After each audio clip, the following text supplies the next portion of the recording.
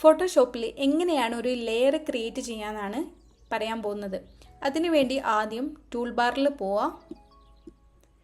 ഇതിൽ കുറേ ഓപ്ഷൻസ് കാണാൻ പറ്റും. റെക്റ്റാങ്കുലർ മാർക്ക് ടൂൾ സെലക്ട് ചെയ്യാം. എന്നിട്ട് ഇങ്ങനെ ഡ്രാഗ് ചെയ്യാം. ഇപ്പോൾ ഒരു സെലക്ഷൻ കിട്ടിയിട്ടുണ്ട്. ഈ ഒരു സെലക്ഷനെ ലെയറാക്കി മാറ്റാൻ വേണ്ടിയിട്ട് വിൻഡോസിലാണെങ്കിൽ Ctrl+Shift+N എന്ന് സെലക്ട് ചെയ്യാം. മാക്കിലാണെങ്കിൽ Command+Shift+N എന്ന് സെലക്ട് ചെയ്യാം. അപ്പോൾ ഇങ്ങനെ വന്നിട്ടുണ്ടാവും. ലെയർ 1 എന്ന് ഓക്കെ സെലക്ട് ചെയ്യാം. അപ്പോൾ ലെയർ ബോക്സിൽ നോക്കിയാൽ കാണാൻ പറ്റും ലെയർ 1 എന്ന് വന്നിട്ടുണ്ട്. ഇനി ഈ ഒരു ലെയറിന് കളർ അപ്ലൈ ചെയ്യാൻ വേണ്ടിയിട്ട് ഇവിടെ പോവാം. ഏതെങ്കിലും ഒരു കളറ് ചൂസ് ചെയ്യാം. ഞാൻ ഈ കളറാണ് ചൂസ് ചെയ്യുന്നത്. ഈ കളറിൻ്റെ കോഡാണ് ഇവിടെ ഉള്ളത്.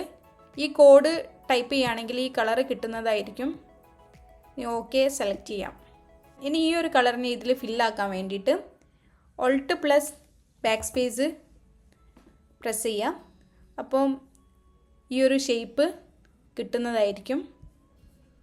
ഇപ്പം നോക്കിയാൽ കാണാൻ പറ്റും ഇതിന് ചുറ്റും ഒരു സെലക്ഷൻ ഉണ്ട്.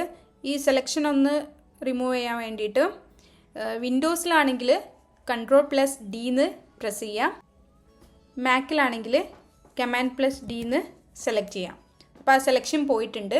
ഈ ഒരു രീതിയിലേക്ക് വന്നിട്ടുണ്ട്. അപ്പോൾ ഇനി ഈ ഒരു ലെയറിനെ ഇൻക്രീസ് ആക്കണോ ഡിക്രീസ് ആക്കണമെന്നുണ്ടെങ്കിൽ മൂവ് ടൂളിൽ പോവുക. ഇതിനെ ഡിക്രീസ് ആക്കാം, ഇൻക്രീസ് ആക്കാം. ഇതൊന്ന് ബാക്കോട്ടേക്ക് പോയി കഴിഞ്ഞാൽ ഇതിനെ റൊട്ടേറ്റ് ചെയ്യണമെങ്കിൽ റൊട്ടേറ്റ് ചെയ്യാം. അപ്പോൾ ഇത്രയും കാര്യങ്ങളാണ് ലെയർ ക്രിയേഷനെ പറ്റി പറയാനുള്ളത്. ഇത് ഡിസൈനേഴ്സിനൊക്കെ യൂസ്ഫുൾ ആവും.